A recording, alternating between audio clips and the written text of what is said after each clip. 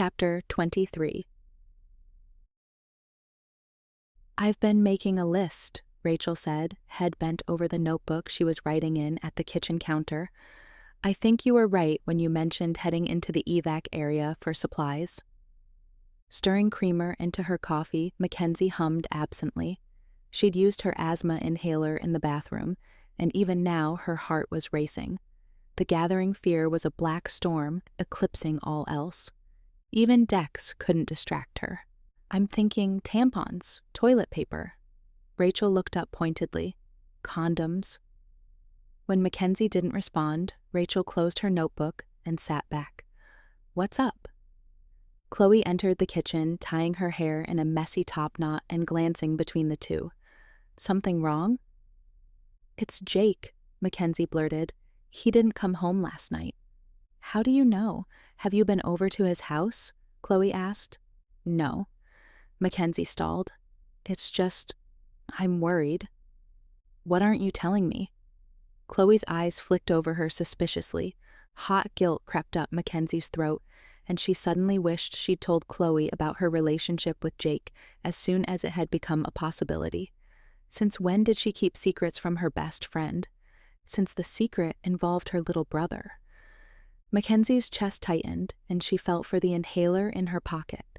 The thrumming tension she endured every time she thought about Chloe knowing snapped. No matter the consequence, she couldn't carry the guilt besides the worry. "Mac, what are you not telling me?" Chloe said. Dex stood beside Mackenzie, leaning against her leg and nudging his nose into her lap.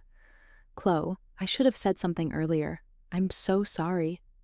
"Sorry about what?" She took a step toward Mackenzie, clearly agitated. "Do you know something about Ash?" "It's not Ash, it's Jake."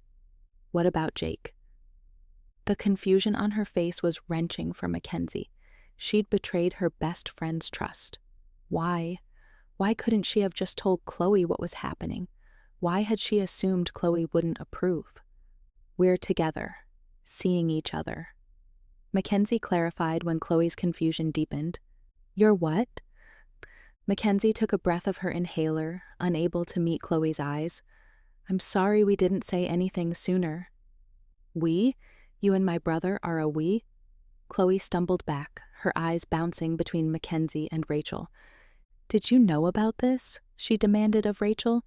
"You hadn't suspected?" Rachel asked carefully. "No, I hadn't suspected. She's my best friend, and he's my little brother.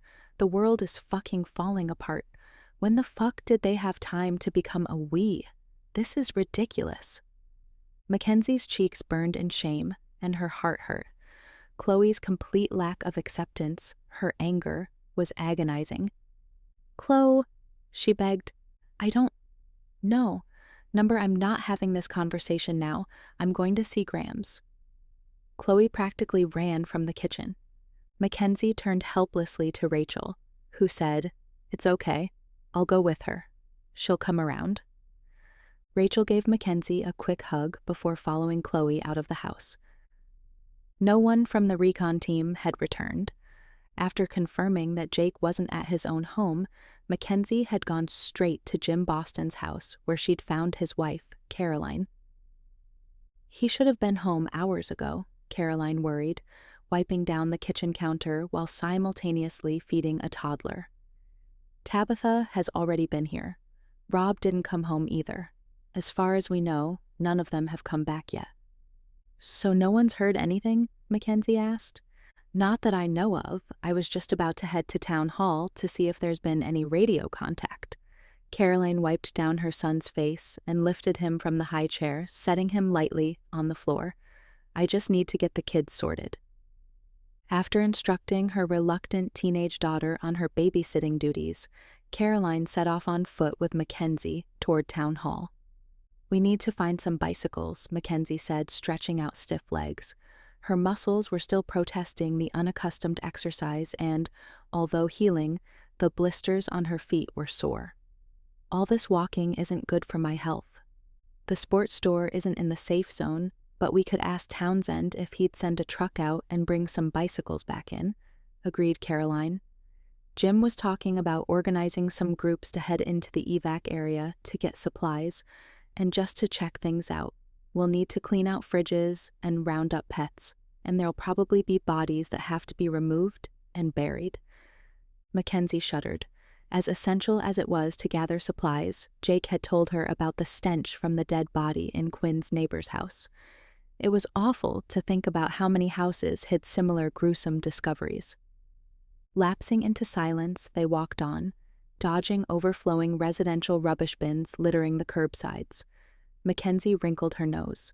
The fetid scent of decay was cloying, and her stomach lurched, reminding her she hadn't eaten breakfast. Her stomach heavy with dread, she hadn't been able to face the thought of food. Anxiously, Mac tapped her fingers against her thighs as she walked. Please let him be okay. Please let him be okay. They were within sight of Town Hall when they saw an SUV speed up from the opposite direction. The vehicle came to a stop, and several men jumped out, striding into the building. "That's the recon team," Caroline exclaimed, breaking into a run. Forgetting her aching limbs, Mackenzie raced after her. "Please let it be him. Please let it be him." Her chanting thoughts accompanied the thud of her feet as she ran through the wide doors of the town hall, out of breath. Caroline was already throwing herself at Jim, and Mackenzie searched desperately for Jake. Thinking she may have run straight past him, she swung in a frantic circle. Once, twice. He wasn't there. "Where is he?" she gasped. Townsend emerged from a corridor followed by several counselors heading straight to the returned men. "What happened to regular radio communication?" he barked. "Did you get the tanker?" "Gavin's taken it around to the back enclosure," Jim answered, rubbing at weary eyes. "Our radio got dropped and won't work, and when the group split, they took the other one. Have you heard from them?" "We haven't heard from anyone." Townsend was getting red in the face. "Who gave you permission to split the group?" "You don't dictate our every decision," Jim growled, standing toe-to-toe with Townsend.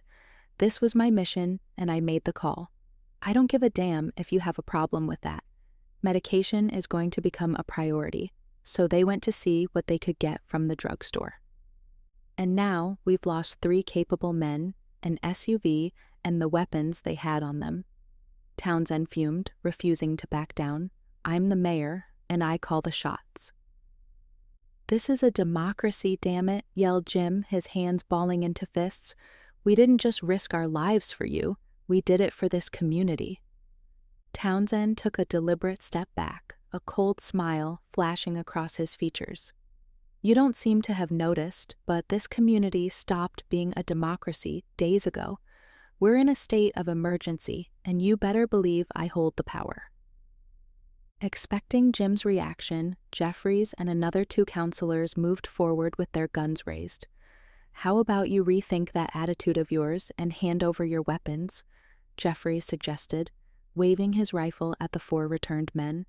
"We don't want to have to make an example of you." "Make an example of what?" cried Caroline, stepping closer to Jim. When he tried to block her in an attempt at protection, she pushed his arm aside. "Of townspeople having an opinion? For having the courage to brave what's happening out there to bring us back supplies?" She was met with silence. "Oh, for God's sake, this is ridiculous." Caroline focused on Jeffries. "Last month you were friendly as could be, selling us a car, and now you're pointing a gun at me?" "Get that AR-15 out of my wife's face," Jim growled. "This all goes away if you hand over your weapons," Townsend said.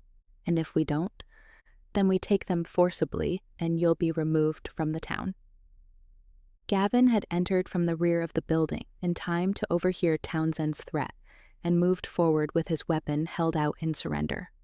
"I don't know what's going on here, but I don't have a problem," he called. He laid his gun on the floor and backed away, eyes darting between Jim and Townsend. "Come on, man, what are you doing? Whatever it is, it's not worth being thrown out over." Heart racing, Mackenzie held her breath as Caroline laid a hand on her husband's arm. The couple exchanged a look before Jim nodded his head once, unshouldering his rifle and placing it on the floor. The other men from the raid followed suit. "That was the right decision, son." Townsend watched smugly as the counselors removed the weapons. "Fuck you," Jim snarled, spinning on his heel to leave. "Hold up, we still need to debrief," commanded Townsend. Jim didn't acknowledge him, continuing his retreat. "Jim, what happened?" Mackenzie called. He halted at the door to the town hall and turned, seeing her for the first time. "That asshole needs taking down a peg or two," he seethed. "How dare he threaten to throw me out of my own town?" Although visibly shaken, Caroline tried to calm him, leading them all to a table with bench seats beneath an enormous sycamore tree. The other men from the raid, Henry and Trent, joined them. "Can you believe they de-armed us?" Henry spat. "We need to call a town meeting and vote in a new leader. Either that or shoot the bastard." Mackenzie flinched at the unbridled fury. She understood what had just happened was hugely significant to the future of their community. But right now, all she wanted was news about Jake. As the men continued to spill their anger, she waited for a break so she could ask her questions. When none came, she knew she'd have to make herself heard. But could she? This town held no respect for her father and had never cared either way for his daughter. Added to that, she hadn't lived here in years. Did she have the strength to speak up enough to be listened to? Heart thumping, she realized she did. If she'd learned anything since this began, it was that she had an inner strength. And if anything was going to make her realize it, it was her feelings for Jake. "Hold up a minute," she said, attempting to get their attention. Trent threw a glance in her direction before continuing in his tirade. The sense of smallness, of hopelessness, threatened to swamp her. "Stop!" She pushed in front of Trent and jabbed a finger at Henry's chest. "Quit your bitching and think. Where's Gavin? Someone needs to move that fuel tanker. It's not Townsend's, and we can use it as leverage. And before you call a town meeting, you need to pull together a core group of people you trust and put together a strategy, a plan. You have to offer the community an alternative. But before that," she paused and took in a deep breath through her nose, "you need to tell me what the hell happened to the rest of the recon group." Conscious of the sudden attention, Mackenzie wrapped her arms around her middle to hide the shaking of her hands. She was a little stunned at the force and confidence of her outburst. "Fuck! Yeah, I forgot about that for a moment." Henry sighed and sat heavily on the bench seat. "Trent, find where Gavin left the keys and move that tanker. Take it to the lane behind my house until we think of a better spot," Jim instructed. "I'm not following orders from a chick," Trent answered, eyebrows pulled down sullenly. "I say we go back in there and throw Townsend out." Before Jim could retort, Caroline all but pounced on Trent. "She's not some chick, Trent Wilson. You've known her all your life, and I'm telling you right now, you go blustering in there without a plan, you'll end up shot. Townsend was right in saying he has all the power, because he does. He's armed, and he has control of our supplies and resources." Caroline's eyes flashed when Trent went to interrupt. "Shut the hell up and listen." "What do you know about any of this? You're a fucking stay-at-home mother." Trent sneered. "I'm not listening to you." "You'll listen to me," Jim growled. "Find the keys and move the tanker. They're right, and if you lost some of that arrogance, you'd see it." Mackenzie saw the defiance burning in Trent, even as he nodded curtly and strode away. She didn't miss the venomous look he shot her either. "Sit down and I'll fill you in," Jim said, pulling Caroline against his side. "Jake, Rob, and Lee split from us when we got to the fuel depot. We could still see their taillights when fucking Gavin dropped the radio and broke it. They were heading into town to check out the drugstore. Jake was set on finding asthma inhalers, and we decided it was a smart move to stock up on other medicines." "Jake, what?" Mackenzie's strangled voice was low, and a cold sweat broke out across her brow. "Jake went to get asthma medication. For her." She hadn't realized she was wheezing until Caroline wrapped an arm around her. "There's no need to get worried just yet. We don't know what's held them up," Henry offered. It was a hollow consolation. Everyone knew that something had to have happened. Otherwise, they'd have made it back to Sanford. We'd planned to meet up in an hour, but they never showed, continued Jim. We waited until dawn and couldn't agree whether we should look for them or get the hell home. In the end, we came back and tried the radio from here. We stopped at the checkpoint on the way into town to make contact, but got nothing. We need to try again, Mackenzie cried. We will, but we tried for an hour with no response. By then, we were tired and hungry and headed straight here. Right then, back home for food and rest, Caroline said, taking charge. You two, Henry, Mackenzie, pull together anyone you trust and we'll meet at the distillery at 1. I've been talking with Maggie, and it's long overdue we started some form of resistance. Lumbering to his feet, Jim pulled Caroline against his chest. I love you, woman. You know that? Mackenzie's heart squeezed uncomfortably, their show of affection leaving her bereft. She was brittle with worry and guilt, that insidious dread weighing her down. And now she needed to face Chloe.